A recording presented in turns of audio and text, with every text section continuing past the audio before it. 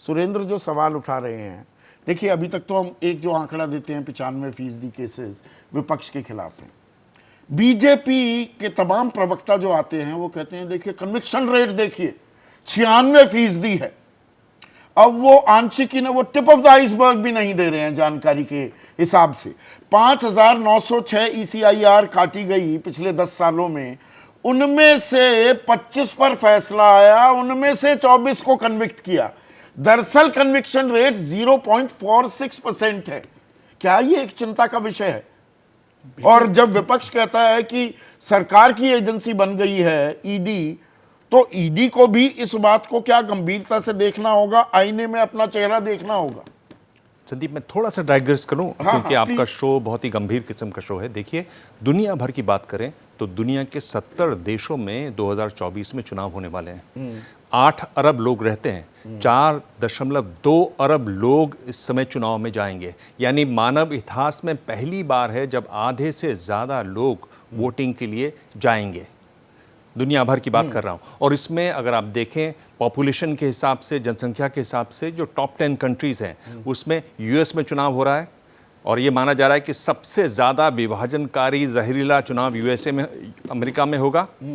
भारत में चुनाव होने वाला है, मेक्सिको में चुनाव होने वाला है, टॉप 10 कंट्रीज़ की बात कर रहा हूँ। इंडोनेशिया में चुनाव होने वाला है, बांग्लादेश में चुनाव होने वाला है। और बांग्लादेश की बात इसलिए भी खास है और इसलिए मुझे इस बात का ख्याल आता है कि बांग्लादेश में पूरा का पूरा विपक्ष जो है वो जेल में है। हज़ारों लोग वहाँ जेल में हैं। क्या हम बांग्लादेश जैसा देश बनना चाहते हैं? आर्थिक अगर हिसाब से देखें तो अच्छा ही कर रहा है, पर डेमोक्रेसी की हालत ख़राब है।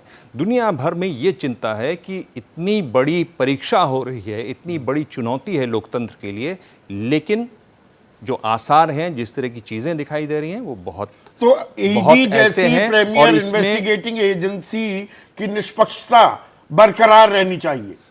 बिल्कुल रहनी चाहिए। और अगर आप कन्विक्शन रेट इंप्रूव करेंगे तभी ये होगा।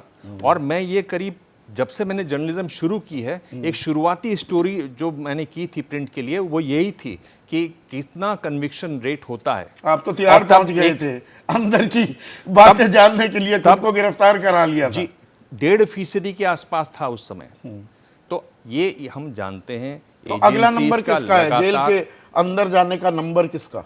देखिए, अब तो पूरी कोशिश होगी कि केजरीवाल का होना चाहिए। केजरीवाल उसका विरोध भी कर रहे हैं।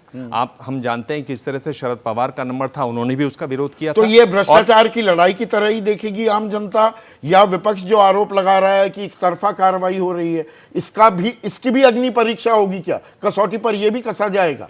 इसमें एक बात एकदम साफ करनी जरूरी है, आप ये कह चुके हैं, मैं भी ये कहना चाहता हूँ कि हम ये नहीं कह रहे हैं कि भ्रष्टाचार के खिलाफ लड़ाई नहीं होनी चाहिए। अगर आप भ्रष्ट हैं, किसी भी पार्टी में हैं, किसी भी पार्टी में हैं, चाहे आप बीजेपी में हैं या विपक्ष में हैं या वो बीजेपी में हैं जो विपक्ष से आए हैं, सबके खिलाफ कार्रवाई होनी चाहिए, जो नहीं होता दिख रहा। इसीलिए ये सवाल खड़े होते हैं कि आप निष्पक्ष नहीं दिखाई दे रही, जांच एजेंसी, सरकार इस मामले में निष्पक्ष नहीं दिखाई दे रही। ये एक पॉलिटिकल टूल की तरह से इस्तेमाल हो रहा है। क्या इसका लाभ होगा? देखिए, 14 सीटें हैं वहां पर झारखंड में, 12 और 2, एक कांग्रेस, एक जेएमएम। कहा यह जा रहा है जितनी भी जो आदिवासी 5 सीटें हैं वहां इनके पास एक नैरेटिव बन गया है। इनको कहने के लिए काफ़ी बातें बन गई हैं और मेरे ख्याल से बीजेपी इस मामले में बहुत संवेदनशील रहती है। उनको ये सोचना चाहिए कि हम जो कर रहे हैं क्या हमें इसका फायदा होगा, वाकई जो इलेक्टोरल लाभ, या दरअसल ये तार होता इंडिया के लिए एक संजीवनी भी साबित हो सकता है, या भ्रष्टाचार भाई मिटना चाहिए। ये हमारा साफ मानना है। इस बात की तस्दीक एक बार फिर की है दिबांग ने। तो आने वाला वक्त ये बताने वाला है। जैसे ही घड़ी का काटा दोपहर 2:30 पे आए, बबीता जी का दिल सास बहू साजिश के लिए मचल जाए। और ये है इनकी बहू, पूरे दिन ऑफिस की टेंशन हो जाए गॉन जब ये करें अपना फेवरेट शो फ्री टाइम पे ऑन।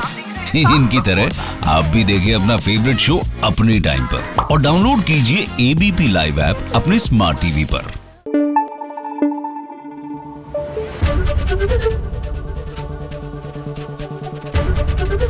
एबीपी न्यूज आपको रखे आगे।